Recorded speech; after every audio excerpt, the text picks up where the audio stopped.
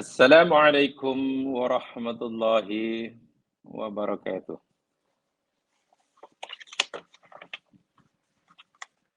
Innal hamdalillah nahmaduhu wa nasta'inuhu wa natubu ilaihi wa nastaghfiruh.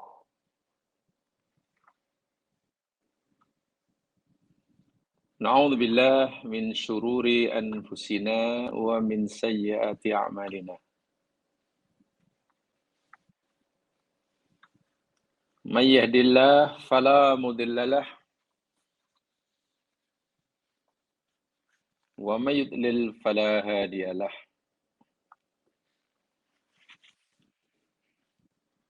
Asyhadu an la ilaha illallah wahdahu la syarika lah wa asyhadu anna Muhammadan abduhu wa rasuluh. Allahumma salli ala Muhammad wa ala ali Muhammad kama sallaita ala Ibrahim wa ala ali Ibrahim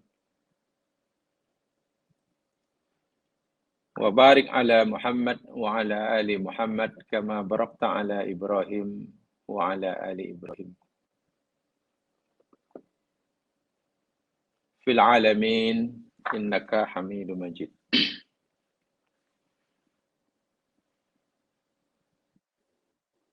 Allahumma faqihna fid din wa 'allimna at-ta'wil.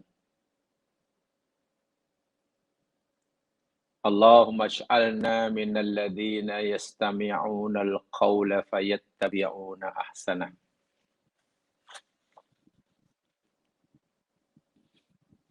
Qala Allah Ta'ala A'udzu billahi minasyaitonir rajim. Sanurihim ayatina fil afaq wa fi anfusihim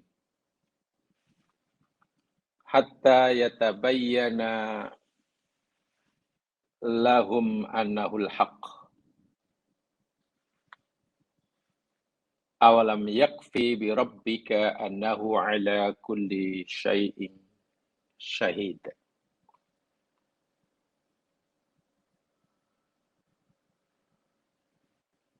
Allah berfirman,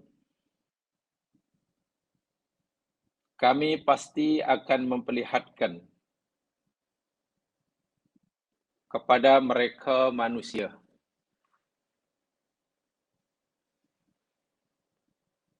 khasnya bagi orang-orang yang kufur kepada Allah akan tanda-tanda kekuasaan kami di segala penjuru cakrawala alam semesta, dan tanda-tanda kekuasaan kami yang ada pada diri-diri mereka. Sehingga menjadi jelas dan nyata bagi mereka bahwa Al-Quran itu, apa yang diberitakan oleh Al-Quran itu adalah satu kebenaran mutlak. Tidaklah cukup memadai bagi mereka bahwasanya Tuhanmu itulah yang menjadi saksi atas segala sesuatu. Surah 41 ayat yang ke-53. Muslimin, muslimat, mukminin, mukminat rahimakumullah. Lagi sekali kita berjumpa untuk meneruskan siri kajian kita tentang tafakkur ulil albab.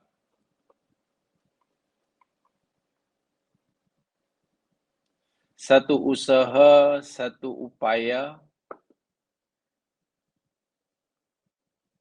dengan mendaya gunakan memaksimumkan kemampuan otak untuk berfikir, memahami,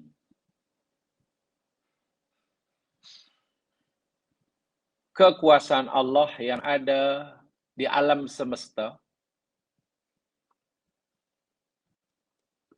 dan seterusnya. Bila kita sudah ada kefahaman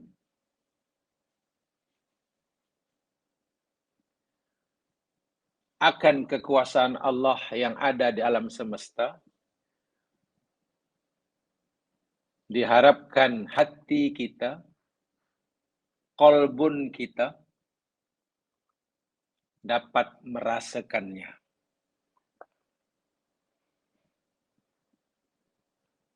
Sehingga ketika kita umpamanya mengucapkan Allah Maha Besar, Allahu Akbar, ianya bukan semata-mata ucapan suara yang keluar pada mulut.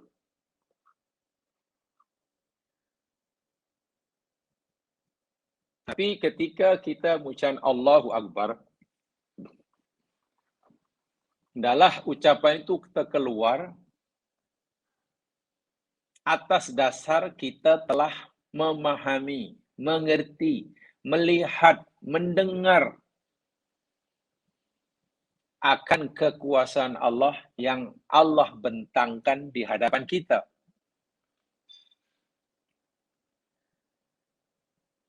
Dan ianya telah menggetarkan jiwa kita, hati kita. Hati kita dipenuhi oleh kibriaullah, sehingga diri ini merasa terlalu kecil dan lemah di hadapannya.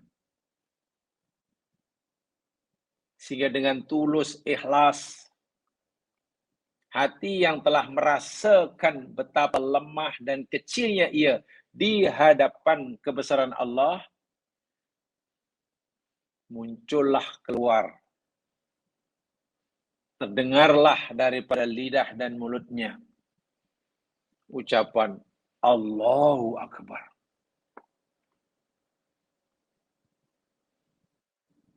Ini bermakna orang yang telah mencapai martabat atau tingkatan seperti ini.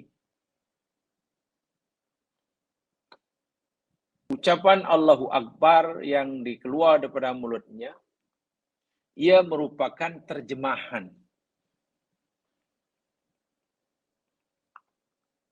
Ia merupakan ekspresi daripada apa yang telah dirasakan selama ini di dalam hatinya. Sehingga lidah menerjemahkan apa yang ada dalam hatinya. Bukan hati menerjemahkan apa yang diucapkan oleh lidah. Orang yang sentiasa mampu menggabungkan dua kekuatan yang luar biasa yang Allah berikan kepadanya. Kekuatan, kemampuan untuk memahami sesuatu dengan kecerdasan otaknya. Quwwatul fikriyah. Yang dengannya akan menyebabkan hatinya merasakannya. Apa yang telah difahami oleh otaknya. Bila kedua-dua kekuatan yang ada dalam otak dan yang ada dalam hati berjalan serentak, itulah ciri ulul albab. Yang selama ini kita pelajari. Sehingga menyatu antara apa yang difikirkan dengan apa yang dirasakan. Bila hatinya telah merasakan kebesaran Allah, pikirannya telah memahaminya, matanya telah melihat buktinya, telinga telah mendengarnya. Atau sebaliknya, jika matanya telah melihat bukti kekuasaan Allah, telinganya telah mendengarnya, tangannya telah menyentuhnya ibaratnya, lidahnya telah merasakannya, kebesaran, keagungan, kasih sayang Allah. Jiwanya merasakannya. Bukan mengakuinya. Bukan sekadar mengakuinya. Merasakannya. Beza jamaah sekalian, orang yang telah meyakini Allah Maha Besar dan telah merasakan kebesaran Allah dalam dirinya, dalam hidupnya. Dengan orang yang hanya meyakini Allah Maha Besar, tapi tidak merasakan kebesarannya. Bezanya sangat jauh. Sangat jauh. Orang yang telah memahami dan meyakini bahwa Allah Maha Adil dan telah merasakan keadilan Allah terhadap dirinya sepanjang hayatnya, tidak sama dengan orang yang hanya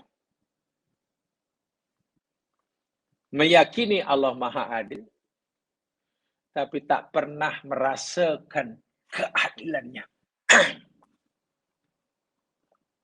Bahkan ini ajaib dan pelik. Seseorang yang yakin Allah Maha Adil, tapi hatinya tidak merasakan keadilan Allah, bahkan seringkali terlintas dalam hatinya, Allah memperlakukannya tidak adil. Lalu apa makna keyakinannya bahwa Allah Maha Adil jika ia merasa tidak diperlakukan dengan adil? Itu kan keyakinan palsu. Apa Allah mau menerima pengakuan kita, klaim kita, bahwa kita yakin Allah Maha Adil, lalu kita diterima oleh Allah sebagai hamba-Nya yang mukmin sejati karena mengakui, meyakini keadilan Allah, tetapi kita tidak merasakan keadilannya, bahkan seringkali merasa tidak diperlakukan secara adil oleh Allah. Ini pentingnya menggabungkan, mensinergikan antara kekuatan akal untuk fikiran untuk memahami dan kemampuan hati dan jiwa untuk merasakannya. Bahkan orang yang telah lebih banyak merasakan akan bukti-bukti kekuasaan Allah dalam dunia ini, mungkin akhirnya dia malah kurang bercakap.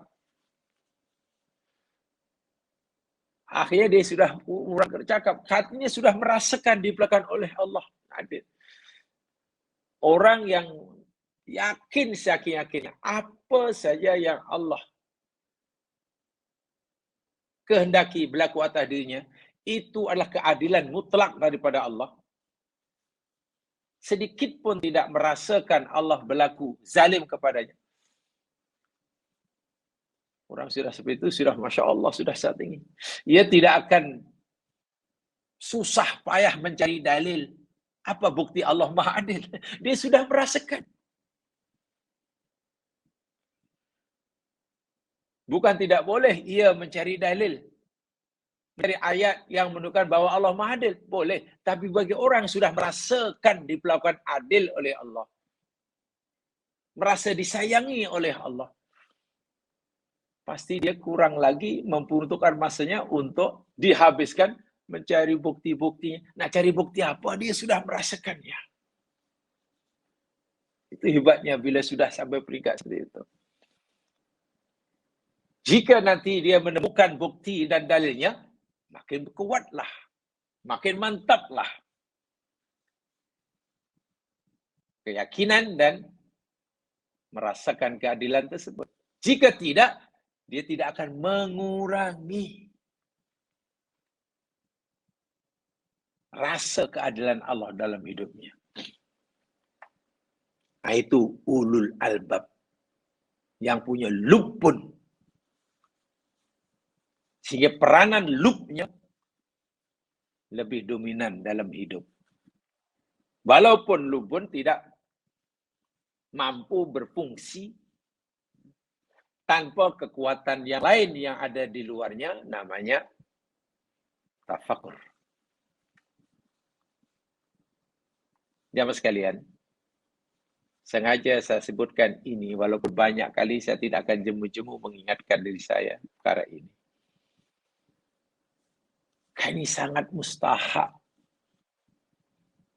bagi seseorang yang ingin beragama dengan lebih bernilai.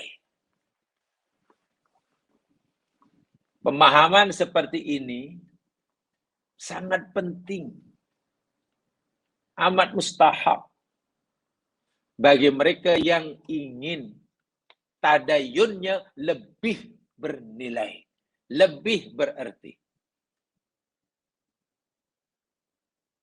Kan tadayun itu bertingkat-tingkat ya. Ada yang biasa-biasa sahaja, ada yang sedang-sedang sahaja, ada yang tinggi, ada yang dan seterusnya, dan seterusnya. Baik. Hari ini kita masih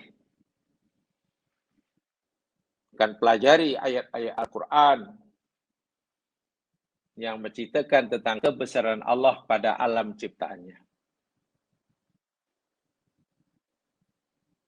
Pada siri yang lalu, kita telah pelajari ayat yang ke-12 dalam buku ini, muka surat 14. Bercerita tentang ayat-ayat kebesaran Allah yang Allah perlihatkan kepada manusia pada ciptaannya yang bernama lebah. Ya, ini surah ayat yang ke-12, surah An-Nahl ayat 68 dan 69. Itu yang terakhir kita baca. Sebelum saya tambahkan penjelasan, ya Mas sekalian, walaupun apa yang kita sampaikan berupa itu masih sedikit, saya persilakan pada jamaah sekalian untuk mencari maklumat sebanyak-banyaknya tentang keajaiban lebah ciptaan Allah ini. Kelebihan lebah ciptaan Allah dibandingkan dengan ciptaan Allah yang lainnya. Kalau pada siri lepas kita telah sedikit menunjukkan rahsia yang Allah nak beritahu kepada kita melalui susunan ayatnya. Pertama, jika lebah telah difahami oleh orang sekarang, makhluk yang sangat cerdas, teratur, punya sifat gotong royong. Dalam masyarakat lebah ini, yakni masyarakat gotong royong, tidak mementingkan diri sendiri, mengupayakan pengorbanan, dia lebih banyak berkorban untuk orang lain.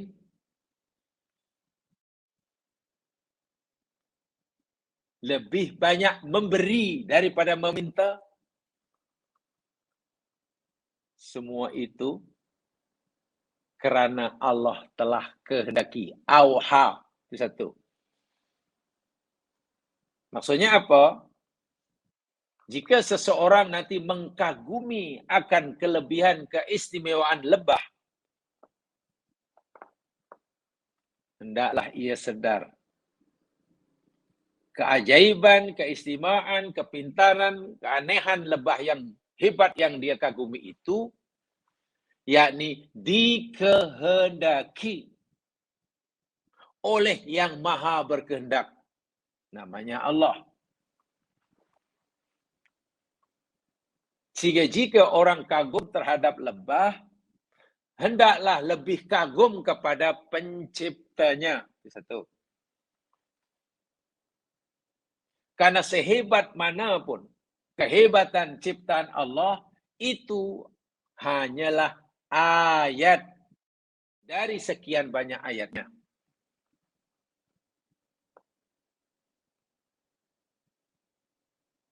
Sehebat manapun, seajaib manapun ciptaan Allah yang telah difahami oleh manusia, itu adalah wasilah, perantara, alat untuk kita lebih mengenali kuasa yang ada di sebaliknya. Rabbul Jalil. Itu maksudnya. Tak kiralah daripada segi membuat sarangnya yang luar biasa, dari segi kejuruteraannya, dari segi arsitekturnya yang hexagonal itu,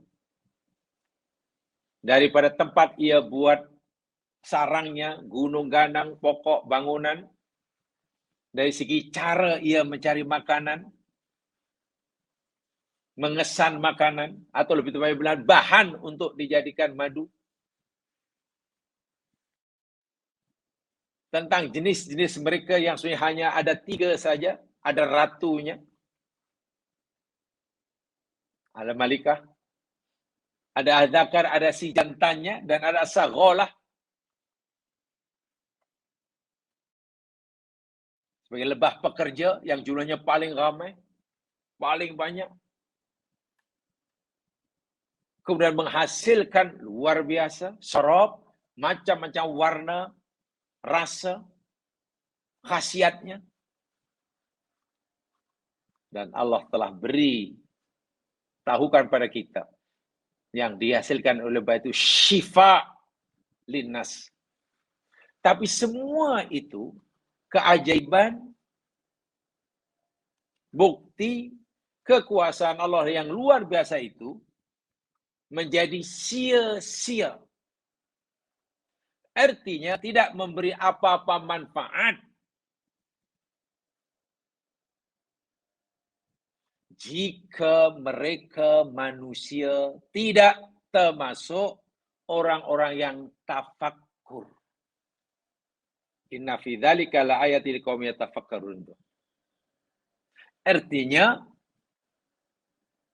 keajaiban yang Allah kehendaki berlaku pada diri lebah, ia akan memberi manfaat yang sangat besar bagi orang itu untuk memudahkan ia mengenali penciptanya.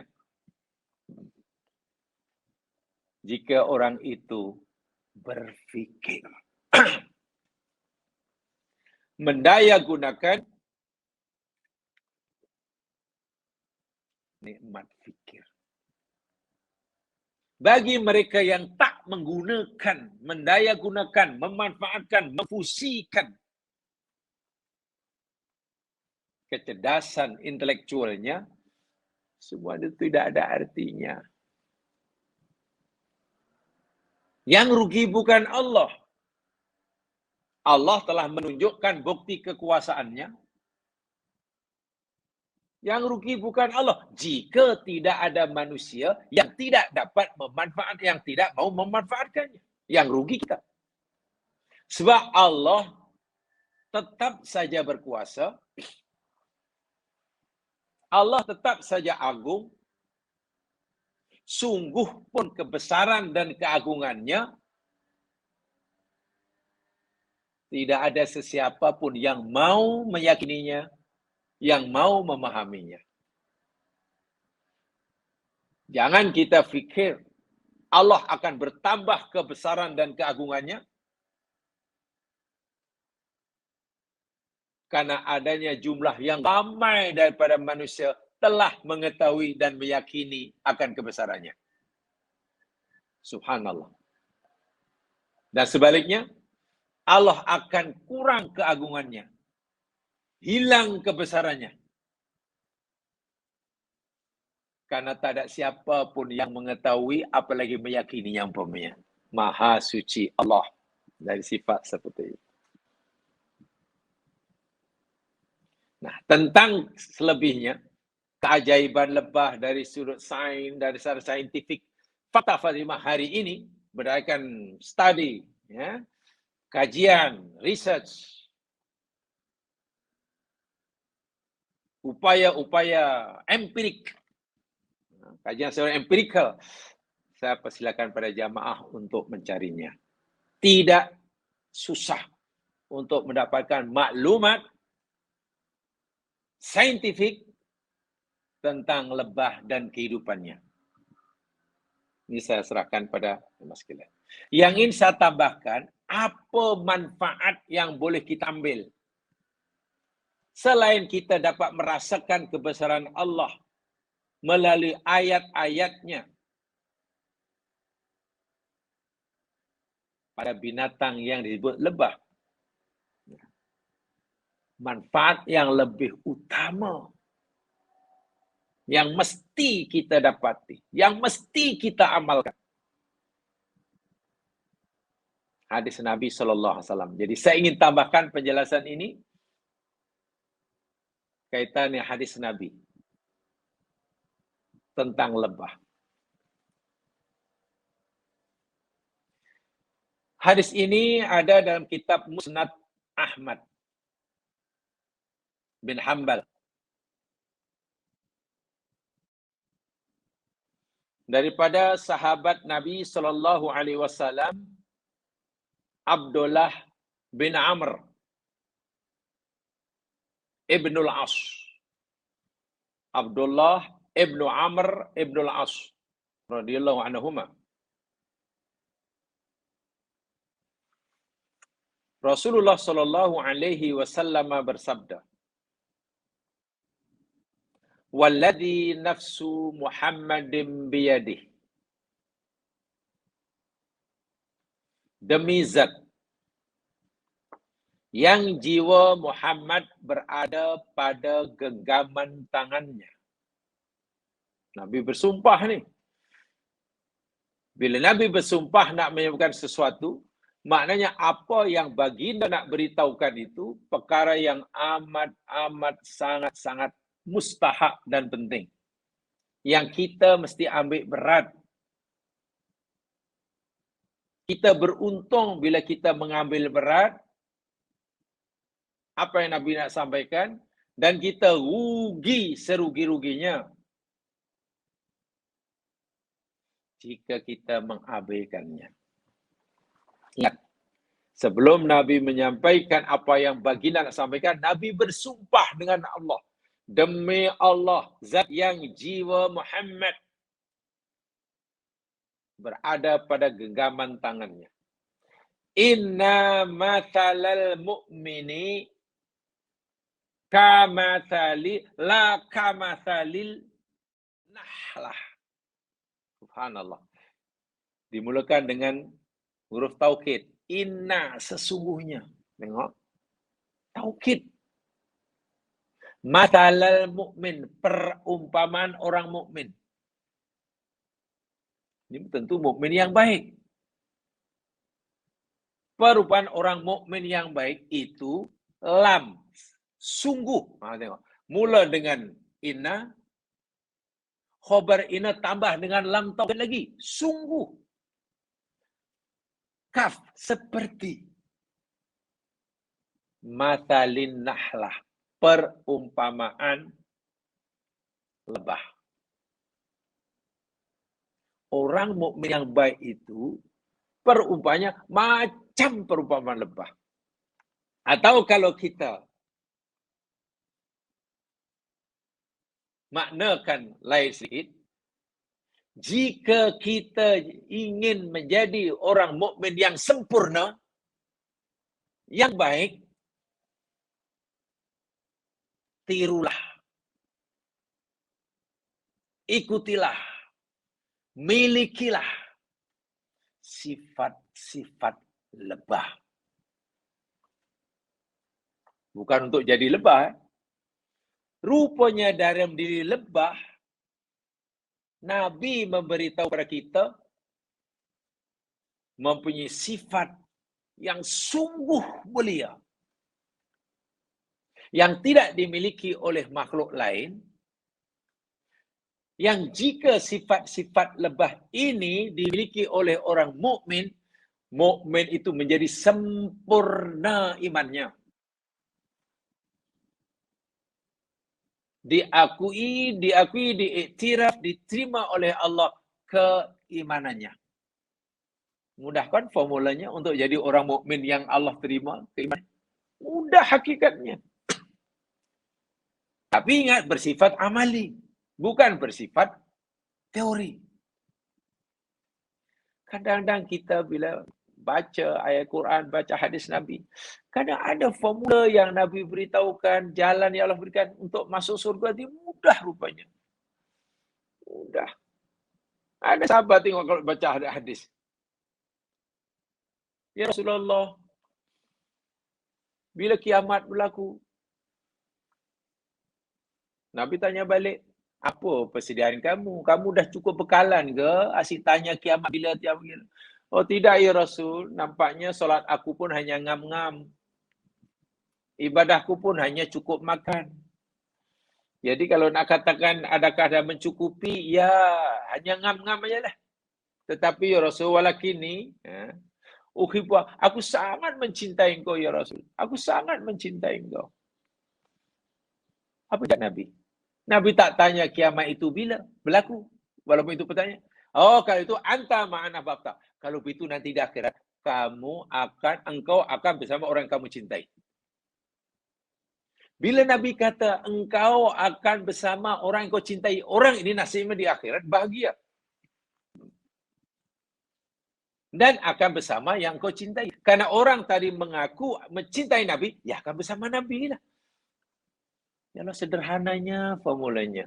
Yang lain tanya, ya Rasul, aku yang masuk Islam, apa yang patut aku lakukan? Solat 5 waktu. Tak ada yang lain ya Rasul, tak ada itu saja, kecuali kamu mau buat yang sunat. Apalagi ya Rasul? Ya puasalah. Berapa banyak? 1 bulan Ramadan, setahun. Itu aja ya Rasul? Ya. Tak ada yang lain? Tak ada, kecuali kamu mau buat yang sunat. Apalagi ya Rasul? Zakatlah. Yang wajib apa? Ini. Tak ada yang lain? Boleh. Ada yang lain, tapi kalau kamu mau tak buat pun tak apa. Asal yang wajib. Haji sekali. Nabi sebut yang fardu. Apa orang tu kata? Demi Allah ya Rasul, aku akan melakukan apa yang kau perintahkan yang wajib-wajib tadi. Tidak lebih daripada itu. Maknanya aku akan solat yang wajib saja. Sunat tak. Puasa yang wajib saja. Sunat tidak. Sedekah yang wajib, zakat yang lain tak. Aku nak buat yang wajib aja ya Rasul. Yang lain kau kata boleh buat, boleh tidak. Terus pergi. Apa Nabi kata? Dakhala jannah. Kamu tahu tak? Orang yang tanya tadi akan masuk surga. In sodak. Dia masuk surga jika ia berkata benar dan benar. Kalaulah dia berkata benar, maknanya dia akan buat apa yang dia nak kata buat tadi. Wajib-wajib. Dia masuk surga. Senang rupanya formula masuk surga ya. Rasanya senang ya sekalian. Dan ini memberi harapan semua orang ada peluang masuk surga. Ya, caranya ikut formula Nabi tadi lah. Ya, contohnya ayat ini. Setiap kita ingin jadi mukmin yang baik. Bagaimana caranya ya? Nabi kata, ya orang mukmin yang baik itu macam perumpamaan lebah lah. Kalau kamu punya sifat-sifat macam sifat lebah, kamu jadi mukmin yang baik. Iman kamu diterima. Masya Allah. Ini yang patut kita amalkan. Apa kata Nabi? Akalat thayyiban. Lebah itu makan benda-benda yang baik. Tidak makan kecuali yang baik. Yang dimakan hanya nektar, bunga. Kita tak akan melihat lebah madu ini Makan bangkai ke, mengurumi bangkai kata ke, tak ada. Yang dimakan bunga. Wa wada'at tayyiban. Dia lebah ini, yang masuk dalam perutnya pun benda yang baik. Yang keluar daripada dirinya pun benda yang baik. Yang masuk benda baik, yang keluar pun benda baik. Yang diambil benda baik, yang diberikan pun benda baik. Madu kan telah diiktiraf oleh Al-Quran tu. Bahkan semua kita tahu ya mas sekalian ya. Rasulullah Sallallahu Alaihi Wasallam ni kan. Salah satu apa ya, Rasulullah SAW pun menggunakan ya madu sebagai apa ya, sebagai cara penyembuhan, cara rawatan penyakit. Yang terkenal kan Nabi ini cara merawat penyembuhan penyakit kan ada 3 yang popular lah. Satu yakni dengan madu. Madu maksudnya. Yang keduanya habatus sauda dalam hadis ada. Yang ketiga dengan bekam. Kan ada 3 cara yang secara umumnya lah. Bagaimana Nabi merawat kesehatan. Menjaga kesehatannya. Madu, habatus sauda, dan bekam.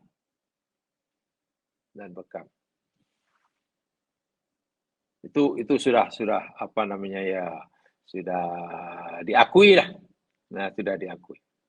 Lebah makan benda yang baik. Yang masuk hanya yang baik. Yang diambil hanya yang baik. Keluar pun hanya yang baik. Wa waqa'at, dan lebah ini hinggap di mana sahaja. Hinggap di bunga itu ke, di tempat itu sedang rehat ke, sedang bekerja. Apalagi lebah bekerja memang kerjanya siang, malam, pagi, petang lah. Terbang sana sini. Dan lebah mempunyai kepantasan menggerakkan kepak luar biasa sesaatnya. Tidak ada yang memecahkan rekod lebah dalam menggerakkan sayapnya. Cukup pantas. Ya, kalau burung pun hanya gini aja lah, boleh dikira 1, 2. Lebah dalam luar biasa. Dia hinggap di mana sahaja, lam taksir wa lam tufsid. Lebah tidak pernah merusakkan tempat itu.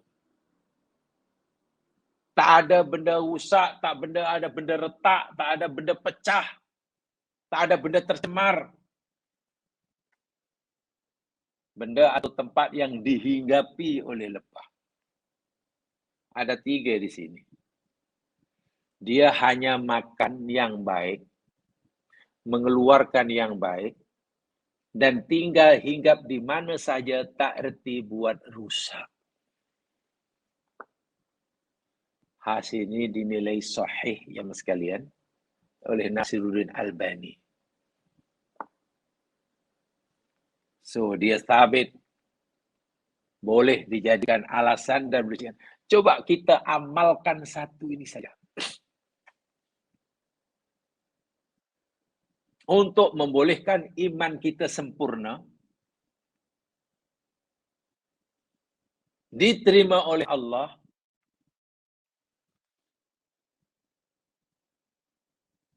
coba kita usahakan dalam hidup ini menjalani kehidupan sebagaimana lebah menjalani kehidupan. Ingat, Rasul Shallallahu Alaihi Wasallam menyerupakan orang mukmin yang sejati, diserupakan, ditasbihkan dengan lebah. Wat tasbihuna, penyerupaan di sini ya imma ayyakuna kulliyan atau juz'iyan. Boleh jadi penyerupaan ini bersifat kulli, sebab menyeluruh, atau mungkin juz'i. Walaupun yang lebih tepat yakni tasbih dalam hadis ini tasbihul kulliyin bi kulliyin. Jadi tasbih secara kulli, mujmal. Secara umum, secara keseluruhan, bukan secara satu-satu. Ya kalau salah satu tak samalah, lidah kita tak sama dengan lidah lebah. Tangan kita tak sama dengan tangan lebah. Mata kita tak sama. Mata lebah lagi ajaib. Lebah kan punya 5 mata. Ya. Dan lidah boleh melihat ultraviolet. Sinar ungu boleh dilihatnya. Bayangkan. Lebah melihat bunga bukan melihat keindahan dan kecantikannya. Tapi melihat bunga, ada bunganya yang atau tidak. Tengok, dia hanya melihat manfaat. Dia tak pernah terpesona dengan keindahan. Dia hanya ingin mengambil manfaatnya. Masya Allah. Sebanyak manapun manfaat yang dia ambil daripada bunga, bunga tak rusak. Nah, ini penyerupaan seperti ini. Jamaah sekalian, coba mari kita lihat. Sifat yang mulia yang Allah anugerahkan kepada lebah. Kata Rasulullah SAW tadi, ta'kulut thayyib, makan yang baik. Tada'ud thayyib, mengeluarkan dari tubuhnya benda yang baik, yakni madu. Wa idza waqa'at 'ala 'udin lam surhu wa la tusid, hinggap di mana saya tak reti buat rusak. Tak reti buat rusak. Tahukah kita 3 sifat lebah ini, makan hanya yang baik, keluarkan yang baik, tak reti buat rusak. Tak reti buat rusak. Sifat ketiga sifat ini yakni merupakan sifat pembeza antara lebah dengan jenis serangga yang lain. Laisa tamma minal hasyarat ma yanfa'u nitajuhu mithl nahl. Sehingga tidak ada binatang bentuk serangga yang sebangsa dengan lebah yang lain selain lebah yang boleh, yang punya sifat seperti ini. Yang boleh memberikan manfaat pada kita sebagaimana manfaat yang diberikan oleh lebah. So, bagaimana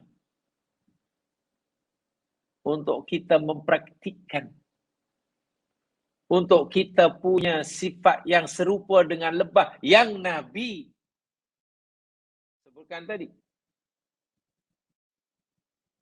Pertama, innal mu'min thayyib. Orang mukmin itu orang yang baik. Kalau lebah kata tak makan kecuali baik, orang mukmin tidak makan. Tidak ada yang dimasuk dalam perut orang mukmin kecuali yang halal. Tidak mengambil kecuali yang jadi haknya. Tengok. Tidak melihat kecuali yang bermanfaat. Tidak menggunakan telinganya kecuali mendengar yang bermanfaat, yang diridhai. Orang mukmin tidak mau menerima kecuali yang baik. Walaupun ia datang daripada orang yang paling disukai. Orang mukmin bersifat adil. Ia hanya mau menerima yang baik dari manapun datangnya. Rupa mungkin tidak baik, tetapi ia berbaik, diambil. Rupa mungkin menawan, tapi tak baik, ditolaknya. Ini benda ini baik ni. Saya mesti terima ni. Walaupun yang menyampaikannya, memberikannya orang yang mungkin saya tak suka, saya tak setuju, terima ya. Itu orang mukmin. Ini benda ini sebenarnya tak baik ini. Saya tak boleh dengar ni. Saya tak boleh percaya ini. Sebab itu benda yang tak baik. Tapi masalahnya yang menyampaikan ini kawan karib saya. Saya nak terima benda ini tak baik. Saya nak ikut benda ini tak baik.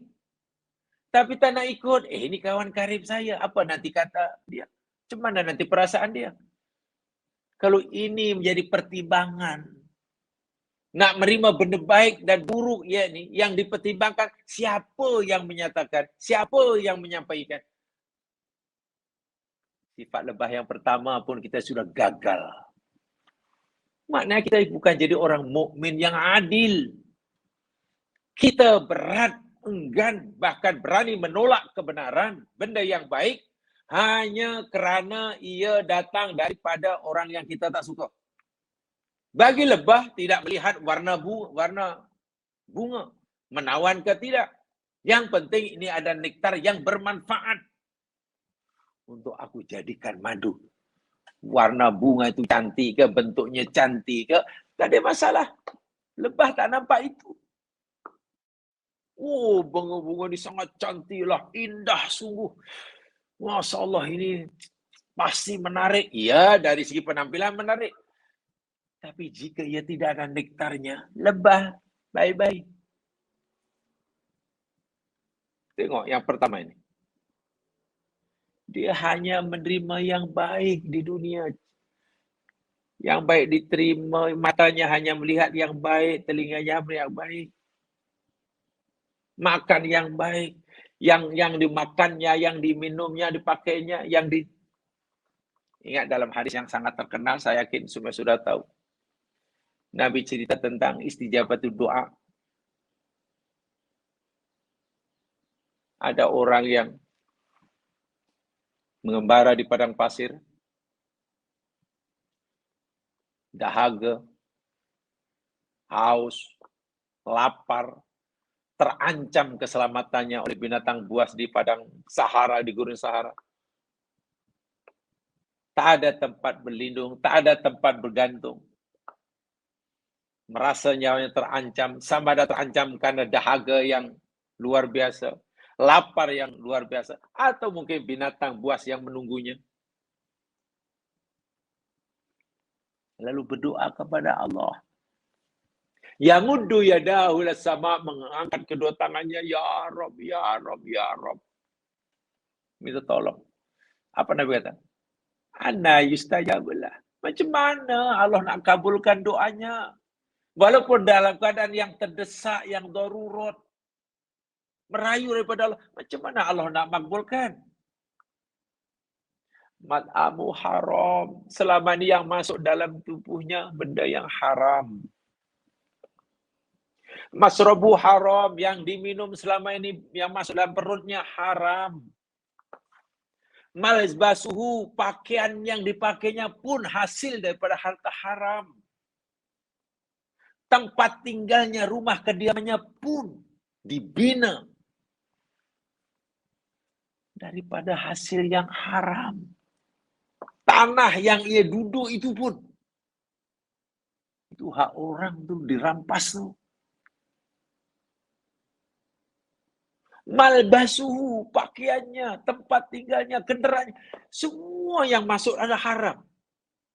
Macam mana Allah nak dengar suaranya, nak mengabulkan permintaannya, walaupun dia dalam keadaan yang sangat-sangat amat sangat memerlukan Allah. Tengok. Bila yang masuk, yang diterima, yang diambil semuanya haram, atau dalam bahasa mudah, tidak toyib, tidak macam lebah, rintiannya pada Allah tak didengar. Permohonannya pada Allah, Allah abaikan. Menjadi penghalang kemakbulan doa. Coba kita contoh yang satu ini. Luar biasa ya Mas sekalian. Oh iya ya. Dan ini tidak mudah. Karena kita mata hanya untuk yang baik. Semua yang masuk ini baik. Yang kita dengar, buku yang kita baca, yang baik manfaat, perbuatan, semua yang baik-baik belaka.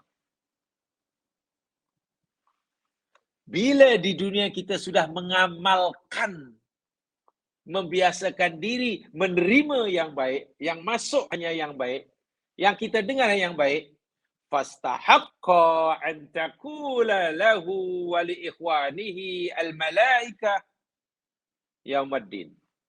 Orang ini pun kelak di akhirat. Nanti di akhirat.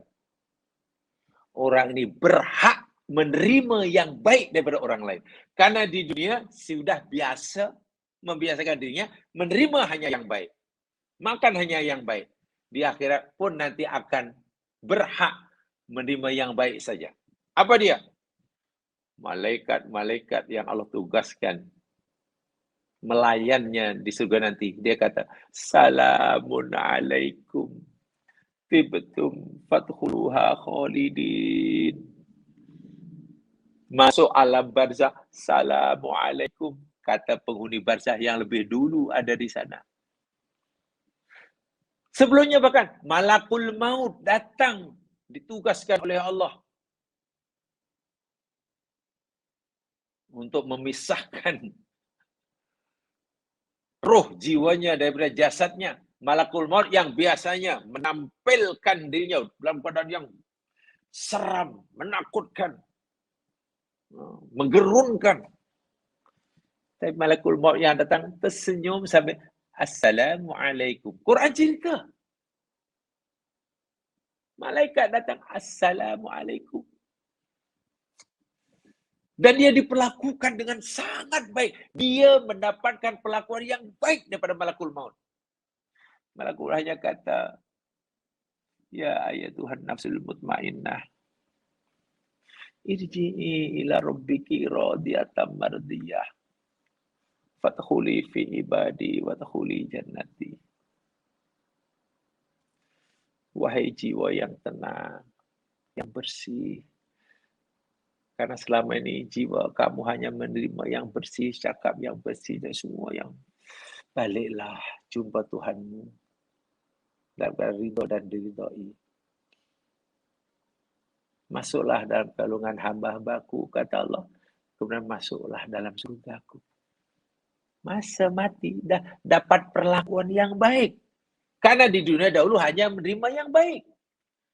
Sekarang berhak masuk alam barzah, disambut oleh penghuni barzah dengan baik. Salamun alaikum salam. Salamun fashabul yamin. Masuk gulungan kanan. Salamun washabil yamin. Dapat salam. Bangkit di akhirat. Diperlakukan semua pelakuan yang di akhirat kepada orang semua baik, bakal menyenangkan, baik. Masuk surga semua malaikat kata, salamun alaikum tibtum fadkhuluha khalidin. Kemuncaknya di surga kita, Allah telah izinkan ia menatap wajah Allah yang mulia dengan cara yang paling sesuai dengan kemuliaan Allah. Akhirnya dia sendiri mendapatkan ucapan yang paling baik daripada zat yang paling baik, thayyib, yakni Allah Subhanahu wa taala. Apa Allah kata? Salamun. Allah bagi salam kepada orang ini. Qaulan, ucapan min daripada Rabbin, Tuhan Rahim yang mulia. Dia dapat ucapan selamat langsung daripada Allah. Kalau selama ini hanya daripada orang mukmin, dari malaikat, dari penghulu, daripada bla bla bla, sekarang Allah sendiri yang mengucapkan salam. Salamun qaulam mir rabbir rahim. Itu ganjaran dia. Ia berhak menerima yang baik belaka karena di dunia dahulu dia hanya bersedia yang menerima yang baik, makan yang baik, mendengar yang baik, melihat yang baik, dan itu lebah. Subhanallah. Inilah yang pertama Nabi kata. Masuk surga. Al-mu'min thayyib. La yakbalu illa thayyiban. Orang mukmin itu orang yang baik. Dan dia tidak mau menerima kecuali yang baik. Wala yukbil illa ala thayyib. Dan dia tidak akan disambut kecuali dengan cara yang baik. Allahu Akbar. Al-mu'minu thayyibun. Orang mukmin itu adalah jadi orang yang baik. Macam lebah tadi. Kan Nabi kata, lebah itu yakni akalat thayyiban. Orang mukmin itu orang yang baik. Dan dia tidak mau menerima, mengambil kecuali yang baik. Oleh sebab itu, dia tidak akan disambut kecuali dengan cara yang baik. Malaikat tidak menyambutnya kecuali dengan cara yang baik. Di alam barzah tidak akan diadakan sambutan baginya kecuali dengan cara yang baik. Di akhirat dibangun daripada bangkit dari kubur, akan disambut dengan cara yang baik. Masuk surga, semua di surga menyambutnya dengan cara yang paling baik. Sentiasa dialu-alukan. Ini yang pertama. Nabi suruh kita contohi sifat lebah. Seakan-akan, ya tak payahlah jauh-jauh umatku. Kalau kamu nak contohi aku dan dengan melihat sendiri dengan matamu, mendengar sendiri dengan telingamu, memegang sendiri dengan tanganmu, ya tentu tak semua kamu berpeluang. Yang berpeluang hanya orang yang hidup dengan aku, bersama aku, kata Nabi. Wahai kamu-kamu umatku yang hari ini belum lahir, yang akan lahir 1000 tahun akan datang, 2000 tahun datang, kita sekarang tak pernah melihat Nabi sendiri. Tak pernah kita melihat Nabi, tak pernah dengar Nabi. Tapi Nabi kata, tak apalah untuk kamu, aku bagi panduan yang mudah. Miliki sifat macam lebah ya. Kalau makan pun pastikan yang halal. Ini kena tahu. Yang halal, yang haram kena tahu. Mata kena hadapkan yang diridhoi oleh Allah. Itu satu. Kemudian, yang kedua tadi, bahwa lebah ini tidak mengeluarkan kecuali yang baik. Yang keluar daripada mulut lebah hanya benda yang baik. Madu. Yang dihasilkan oleh lebah hanya benda yang baik. Madu. Sarang lebah itu jamaah sekalian, dianggap sarang yang dibina oleh makhluk Allah yang paling cantik, paling kuat, paling kukuh, dan mempunyai nilai arsitektur yang paling tinggi. Bahkan daripada segi binaan lah, sarang lebah yang segi 6 itu, heksagonal yang heksagon itu bentuk bangunan yang paling menjimatkan ruang, sehingga tidak ada apa dipanggil itu wasting space, tidak ada. Orang buat rumah, arsitek secantik, sehebat manapun, kalau diteliti, dikaji betul-betul hasil karyanya, mesti ada, rasanya ini banyak, ini tempat ini ada, tapi untuk apa ya? Kenapa tak dimanfaatkan? Nampaknya si arsitek ini kurang pandai, karena banyak ruang-ruang yang tak dimanfaatkan secara maksimum. Iya, ya mas sekalian. Kita pun tak tahu kenapa ini ada ruang macam ini. Untuk duduk, kata duduk tak boleh. Nak kata sebagai ventilation juga bukan. Nah, untuk letak kursi tak boleh. Letak pinggan takkan di situ tempat pinggan, tapi kosong. Akhirnya mubazir. Pasti ada pembaziran tempat. Sehebat manapun arsitek, pasti, walaupun mungkin 1 inci. Tapi tahukah kita menurut kajian, hasil karya lebah berupa sarang, itu sarang yang paling efisien. Sehingga tidak ada pembaziran tempat, ruang, sedikit pun. Dalam bentuk heksagonal itu. Dan buat bukan satu-satu. Yang satu buat dari sebelah kanan, satu buat sebelah kiri, satu belah atas, berapa? Cantum. Sehingga semuanya dindingnya bercantum dan semua bentuk benda yang sama. Kecerdasan yang luar biasa. Ringkas kata, Nabi kata, wada'at tayyiban. Lebah ini hanya mengeluarkan, menghasilkan benda yang baik. Ima berupa madu atau hasil karyanya berupa binaan sarangnya. Apa maknanya? Maknanya orang mukmin pun pastikanlah yang keluar daripada dirinya, yang keluar pada mulutnya, idea dia, gagasannya, rancangannya, polisinya, semua memberi manfaat pada orang lain. Hasil karyanya, ingat Nabi pernah bersabda, "Man kana yu'minu billahi wal yaumil akhir," kata Nabi, siapa saja yang beriman kepada Allah dan hari akhirat, falyaqul khairan. Allah, hendaklah cakap yang baik. Keluar mulut benda yang baik. Kalau tak mampu buat baik karena belum ada stok baik, auliyasmut, diam dahulu. Diam. Rasa-rasa dah ada modal untuk cakap baik, ucapkan. Bila sudah kehabisan modal, diam. Itu kan sifat lebah itu. Dia tidak pernah menghasilkan karya, usaha yang tidak bermanfaat. Ingat, Nabi bersabda, khairun nas anfa'uhum linnas. Sebaik-baik manusia itu adalah yang paling banyak memberi manfaat pada orang lain.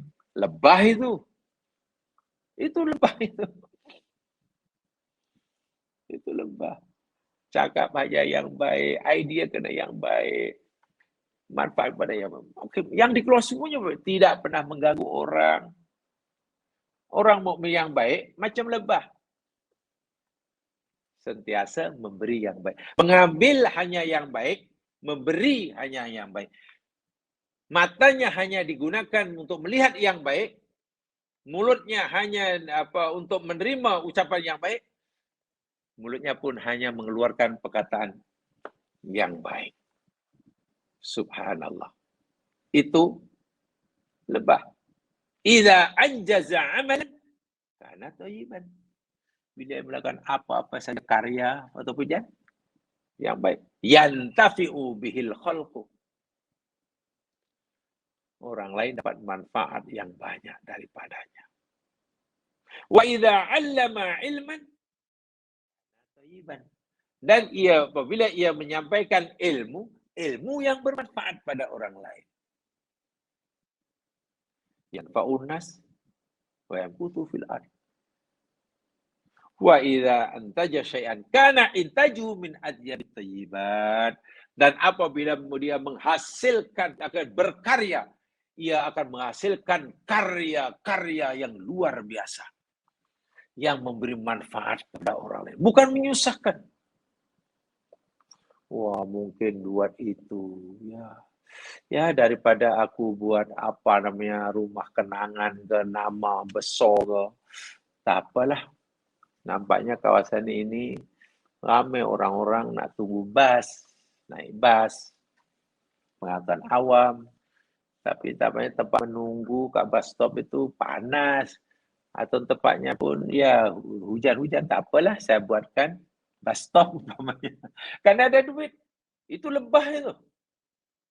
Hasil karya semua bermanfaat pada orang lain. Semua bermanfaat. Walaupun mungkin yang paling kecil.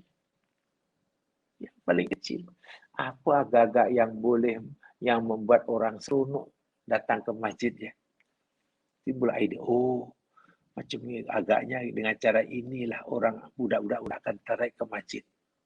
Kalau kita punya idea, dan dengan idea itu membolehkan ramai orang suka ke masjid, termasuk remaja. Tahukah idea itu semua keluar dari sifat lebah. Kita telah mengamalkan hadis ini. Keluar hanya benda yang baik. Sehingga al-mu'min mislul nahl, orang mukmin yang Nabi umpamakan sebelah lebah itu, ya, apa ya? Ucapannya menyenangkan, perbuatannya menyenangkan, orang bergaul dengannya semua senang. Bukan orang takut mendekatinya karena takut kejahatannya, dan lain sebagainya, dan lain sebagainya. Itu yang kedua. Dan yang ketiga, Nabi kata tadi apa? Dalam hadis tadi, waqa'at thayyiban. Lebah ini hinggap di mana sahaja. Tinggal di mana sahaja. Ia sentiasa buat baik, tak pernah merusakkan tempat yang dihinggapinya, tak pernah memecahkan, menghancurkan bunga yang ia hisap debunganya. Tak reti buat rusak, itulah bahasa mudahnya. Di mana sahaja. Di mana sahaja. Bermakna, Masya Allah. Yang ketiga ini jamaah sekalian, yakni lebah sentiasa menjaga persekitarannya. Bukan sekadar tidak erti merusak, bahkan berusaha untuk memperbetulkan apa yang rusak. Wal mu'min la tahassasu akhta'an nas. Orang mukmin sejati tentulah tidak sibuk mencari-cari kesalahan orang. Bukan tidak peduli kesalahan orang ya. Orang mukmin sejati tidak menyibukkan diri mencari-cari cacat kesalahan orang. Sebaliknya orang mukmin yang sejati berusaha untuk memperbetulkan kesalahan orang. Bukan mencari-cari kesalahannya. Ia peduli dengan kesalahan yang dilihat. Tapi kepeduliannya tidak dinyatakan dengan mengorek-ngorek kesalahan, mendedah-dedahkan kesalahan, memburuk-burukan kesalahan orang, mengaibkan orang. Bukan. Tapi kepeduliannya kepada kesalahan, sikap ambil berat terhadap kesalahan yang ternampak olehnya, berusaha untuk membetulkannya. Allahu Akbar. Bukan menambah rusak. Niatnya menyelesaikan masalah. Tapi kadang-kadang orang ini tidak menjadi penyelesai masalah. Bahkan penyumbang masalah. Coba. Akhir zaman ini banyak seperti ini ya mas sekalian. Saling salah menyalahkan antara satu dengan yang lain. Saling salah menyalahkan. Walaupun mengistilahkan diri ingin membetulkan kesalahan. Tapi caranya dengan menyalahkan. Apakah betul ingin membetulkan kesalahan dengan menyalah-nyalahkan dan mencari kesalahan orang? Kita bukan penyelesaian masalah kalau itu. Kita penyumbang masalah. Penyumbang masalah. Lebah yakni makhluk yang luar biasa. Di mana sahaja ia hinggap, tak pernah buat rusak. Kehadirannya sentiasa diharapkan. Allahu Akbar. Kehadirannya sentiasa diharapkan. Pemergiannya, wah, sentiasa dirindukan. Ketiadaannya dirindukan. Apalah orang tak datang lagi. Kenapa lah? Dulu semasa orang ni ada, Masya Allah. Kawasan ini jadi baik karena orang inilah dahulu. Macam-macam yang dibuat untuk memperbaiki masyarakat kita. Masyarakat kita. Berfikirnya mungkin sederhana. Bagi setengah orang. Karyanya mungkin kecil. Bagi setengah masyarakat. Tapi nilainya di sisi Allah sangat besar. Dia mungkin sudah tidak dikenal oleh masyarakat di luar sana. Apalagi masalah antara bangsa, tak kenal siapa dia. Karena ia tumpukan perhatian untuk memperbaiki persekitarannya. Orang yang berusaha sepenuhnya untuk memperbaiki persekitarannya, rumah tangganya, ya dalam ruang lingkup yang kecil ya mas kan dianggap kecil oleh masyarakat, dianggap remeh oleh masyarakat. Namanya pasti tidak harum di luar sana. Ya, namanya pasti tidak tersohor. Popularity tidak ada lah. Kan hanya di sekelilingnya. Kawasan tempat tinggalnya. Daripada kotor jadi bersih, daripada malah jadi rajin, daripada bengkok jadi lurus. Itu saja. Mana masyarakat luar kenal dia. Mana namanya dikenal oleh dalam dunia antar bangsa. Tapi baginya tak ada masalah. Masyarakat menganggapnya kecil, tapi dalam pandangan Allah. Itulah manfaat nyata yang dilihat. Sebab kadang-kadang ada Mungkin orang itu anggap berjasa dalam dunia luar sana. Atau lebih tanya, orang itu mau dianggap sangat populer di luar sana. Wah, semua orang kenal. Ya, mana populer lah. Populer hebat. Tapi kadang masyarakat di tempat ia tinggal sungguh-sungguh jauh berbeza daripada pujian yang dia terima daripada masyarakat luar. Di luar namanya harum, bla bla. Tapi bila pergi ke tempat asalnya, lah, macam ini.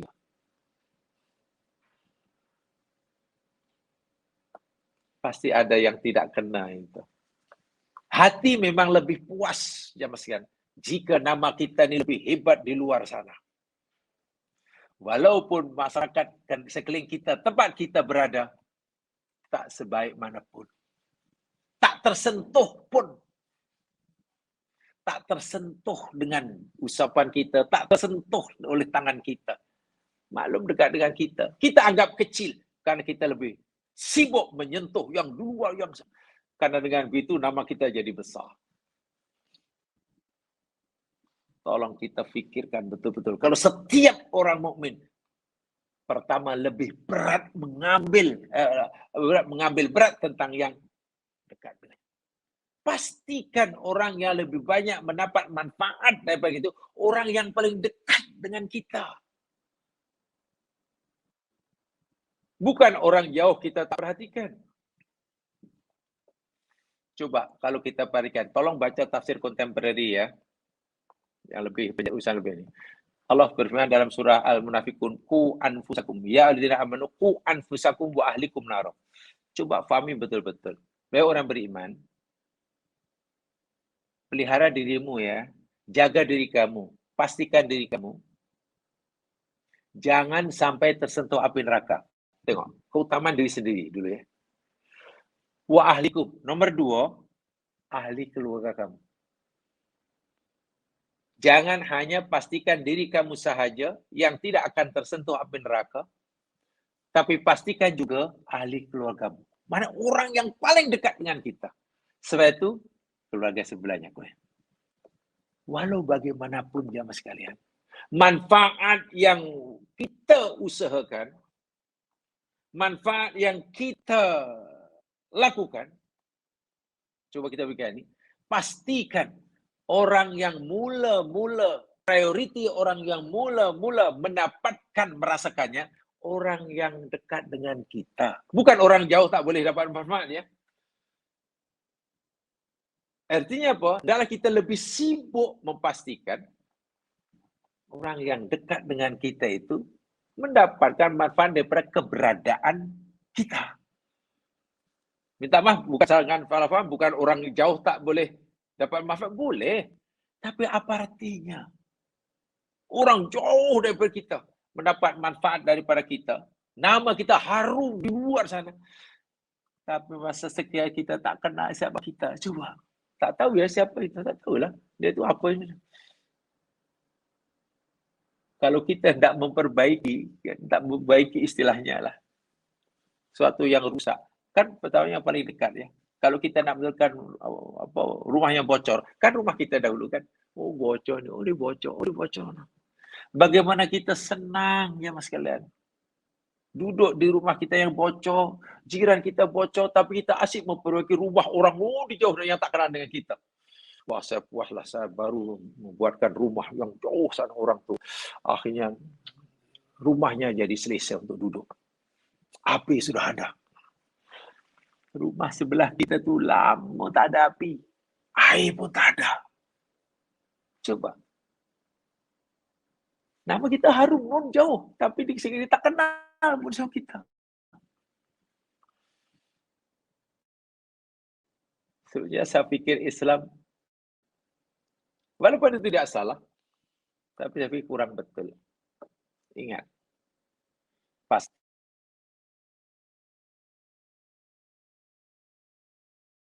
pastikan hasilkan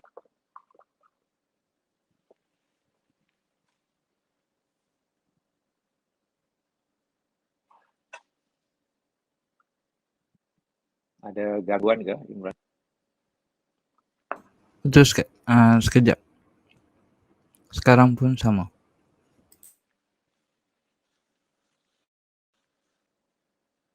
Halo, Imran, ada gangguan? Betul, Ustaz. Oke, sekarang udah oke, Ustaz. Oh ya, sebut ya. Macam hilang sekejap, ada lagi. Oke, sudah ya? Sudah, Ustaz. Oke. Oke. Orang mukmin yang baik, orang mukmin yang tak erti dosa. Sebagaimana lebah hinggap di mana saja, tak erti buat rusak. Dan tak kalah pentingnya jamaah. Bila Nabi tasbih serupakan orang mukmin yang baik seperti lebah itu. Satu di antara nilai baik, kebaikan, sifat baik yang mesti dicontohi oleh orang mukmin daripada masyarakat lebah. Apa dia? Al-jamaah. Lebah ini merupakan binatang yang amat sangat mengutamakan hidup bersama, kebersamaan, gotong royong, bergandeng bahu, berjamaah. Lebah dapat menghasilkan karya yang luar biasa. Madu, yang masalah khasiatnya. Quran akui syifa. Dapat menghasilkan karya berupa sarang yang dinilai mempunyai nilai arsitektur yang sangat tinggi. Kekokohan yang sangat luar biasa. Itu hasil kerjasama daripada setiap individu lebah yang jumlahnya dalam koloni beribu-ribu itu. Mereka tahu akan tanggung jawab, mereka tahu akan si ratu tahulah tugasnya. Telur. Setiap satunya 2.000 telur kapan? Si jantan, ya kerjanya kawin aja. Jumlahnya tak banyak, tapi umurnya pendek. Si pekerja, macam ada kerja cari makanan jauh-jauh. Setelah sekian meter daripada sarangnya, jumpa nektar. Di sini ada nektar, banyak ini. Ambil sikit, lalu balik. Nak beritahu kawannya, supaya ambil lagi nektar. Macam mana nak tahu rupanya? Dia melakukan gaya cara komunikasi yang sangat canggih. Cara komunikasi untuk memberitahu bahwa di sana, sekian meter dari sini, tempatnya seperti ini, arahnya seperti ini. Bagaimana cara memberitahu? Dengan tarian-tarian khas. Jamaah boleh melihat itu ya dalam National Geographic. Saya kata saya persilakan itu cari sendiri. Dengan gaya, lebah ini punya gaya tarian yang luar biasa. Macam-macam jadi sekali. Kalau tari cara begini gerakannya, mana ini memberitahu pada kawannya ada benda, ada sesuatu yang tertentu. Dengan tarian yang khas itu, lebah akhirnya, kawan beritahu kita di sana, arah sana, sekian jauh dari sini ada bunga, ada nektar. Kita mesti pergi sana. Akhirnya kawan ini terus pergi ke tempat tanpa lah kona-kona tanpa mencari. Lurus saja sampai. Wahai yang pertama cari, pusing dulu, pusing. Kerja sama dia. Dan yang menemukan yang pertama tempat itu tidak merasa ia yang paling berjasa. Lebah yang pertama sekali menemukan nektar bunga itu, walaupun susah payah setelah terbang beberapa menit baru jumpa, pusing sana begini. Kemudian balik bagi kawan, dia tidak merasa dia yang paling berjasa.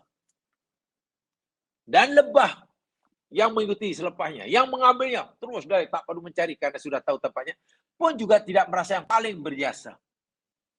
Yang pasti di antara lebah pekerja ini, tidak ada seekor lebah pun yang merasa dia adalah satu-satunya. Sebaliknya setiap lebah merasa dia hanyalah salah satu daripada semuanya.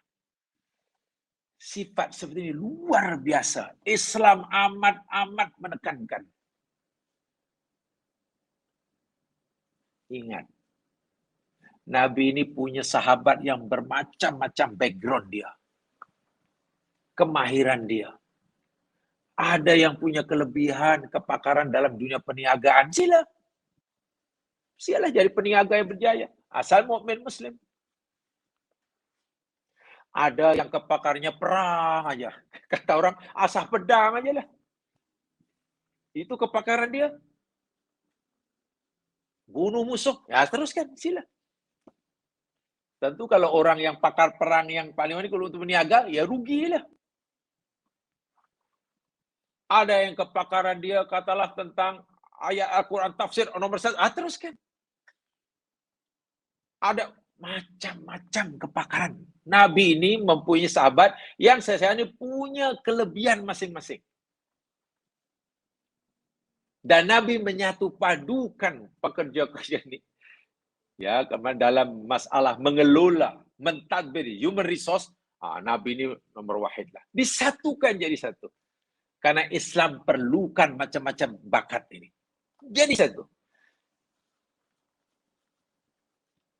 Masalah satu. Sehingga Nabi beritahu, ingat, kamu peniaga penting untuk beri sumbangan pada Islam. Tapi bukan kamu satu-satunya ya. Kamu yang panglima perang, Islam sangat perlukan kamu. Tapi ingat, kejayaan Islam bukan terletak di tangan kamu seorang. Kamu yang miskin, yang daif pun kamu punya sumbangan. Punya sumbangan Islam. Doa kamu tolong jangan lupa. Rajin-rajin mohon pada Allah. Karena orang yang susah nanti doanya mengabul. Perempuan ada sumbangan, kanak-kanak ada sumbangan. Macam-macam.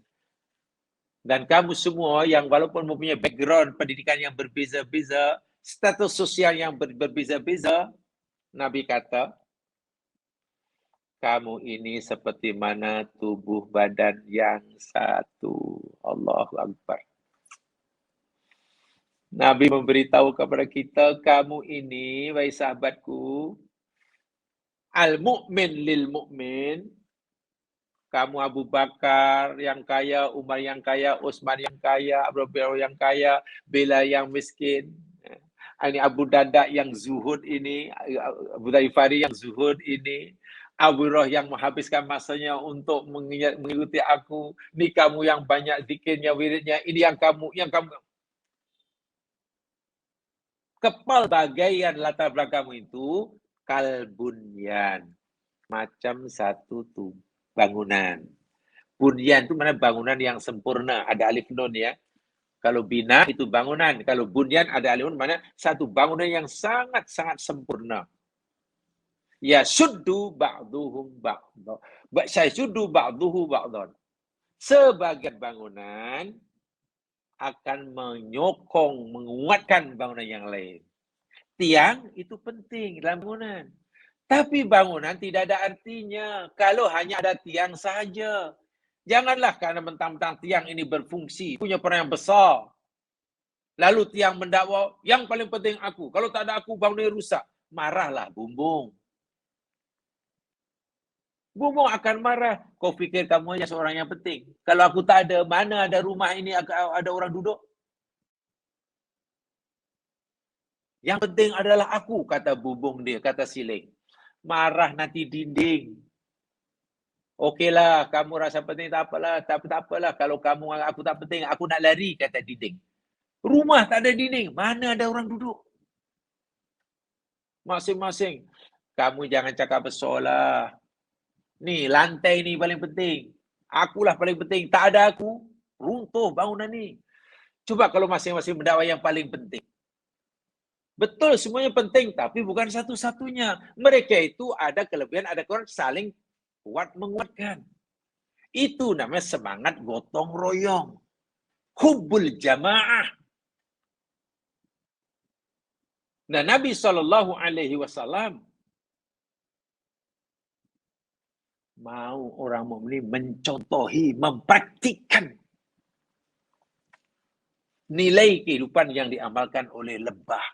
Lebah ini yakni binatang yang sifat gotong royongnya, sifat kebersamaannya sangat-sangat tinggi. Sangat-sangat tinggi. Bukan merasa, katakan, Tidak ada lebah yang mengklaim akulah yang paling penting dalam masyarakat kita. Tak ada. Sebenarnya mereka merasa salah satu daripada kesemuanya. Bukan satu-satunya. Kadang-kadang masyarakat Muslim ini tidak ada je masilan. Masih mendawak, kamilah yang paling. Kalau tidak aku yang lain. Lah, macam mana boleh kata begitu? Macam mana jadi masyarakat adil, makmur, sejahtera dunia akhirat? Ulul albab itu orang yang paham macam itulah. Bukan hanya teori, pandai, tetapi praktikal tidak ada. Coba kalau kita ini, 3 di Jamasian, kita, apa ya, amalkan betul-betul. Kita tidak mau mengambil kecuali yang jadi hak kita. Tak mau masukkan makanan, minuman dalam perut kita kecuali yang halal. Tak mau melihat mata, tak mau kita arahkan kecuali benda yang diridhoi oleh Allah. Kita tak nak dengar suara kecuali yang memberikan manfaat pada kita. Semua yang baik-baik belaka. Dari manapun datangnya, asal baik kita sedia menerima. Jika benda itu tak baik, siapapun yang kata, walaupun kawan kita tolak. Di akhirat nanti kita berhak mendapatkan layanan yang baik karena kita sudah biasa menerima yang baik. Yang kedua, pastikan yang keluar dari lidah kita, mulut kita, hasil karya kita, polisi kita, usaha kita memberi manfaat kepada orang lain sebanyak-banyaknya. Dan manfaat itu hendaklah yang mula-mula merasakan orang yang paling dekat dengan kita. Itu lebah. Yang ketiganya, jangan pandai buat rusak. Kita bukan tak peduli kepada kesalahan orang. Kepedulian kita pada kesalahan orang bukan mencari-cari kesalahannya, bukan menghibahkannya, tetapi berusaha untuk meluruskannya, membetulkannya dengan cara yang tidak menambahkan kerusakannya. Ada orang melihat kerusakan kesalahan orang. Niatnya baik, hendak membetulkannya, tapi caranya malah menambah kerusakannya. Karena mungkin dengan cara yang tidak baik. Lebah ini masyarakat yang sangat-sangat kuat memegang nilai gotong royong, kebersamaan. Mukmin demikian juga. Macam bangunan. Bahkan Nabi memberi amanah pada orang mukmin. Tak beriman seorang kamu. Ia tidur dalam keadaan kenyang, sementara jirannya kelaparan. Masya Allah. Tidur kenyang, jiran dekat lapar. Nabi kata, kamu tak beriman tuh. Mana ada kebersamaan? Dan lebah, binatang yang paling kuat berkorban. Lebih banyak berbuat untuk orang lain daripada makan budi orang lain. Orang mukmin diharapkan seperti itu. Lebih banyak berkorban, memberi daripada menerima. Al-yadul ulya khairum minadis sufla. Banyak sekali pengajaran pada lebah. Lagi sekali saya persilakan, saya cukupkan itu saya penjelasan saya 2 siri saja tentang kajian saintifik keislaman lebah. Saya kepada jamaah sekalian, tolong cari sendiri. Dan hadis ini sebagai penjelasan tambahan, apa yang boleh kita ambil pengajaran daripada lebah berdana hadis Nabi ini. Mari kita renungkan, mari kita perhatikan. Cantik ke tak cantik panduannya Nabi. Formulanya mudah. Suruh contoh lebah ingin jadi orang mukmin. Tak susah-susah. Kata orang, tak perlu terlalu tinggi-tinggi teori dia. Ya, teori saya nak ingin jadi lebah lah. Cukuplah. Kalau ikut Nabi, teori dia mudah. Falsafahnya lebah. Saya ingin jadi macam lebah. Masuk surga je mas sekalian. Kadang dengan teori yang malah tak jadi masuk surga. Macam mana juga? Bukan salah, tapi yang penting nanti kan buktinya. Gitulah. Ya. Ini saja. Mudah-mudahan diberkati. Wallahu a'lam. Subhanakallahumma bihamdika asyhadu an la ilaha illa anta astaghfiruka wa atubu ilaik. Innal insana fi khusr illa alladziina aamanu wa salihati tawassaw bil haqqi tawassaw bis sabr. Assalamualaikum warahmatullahi wabarakatuh.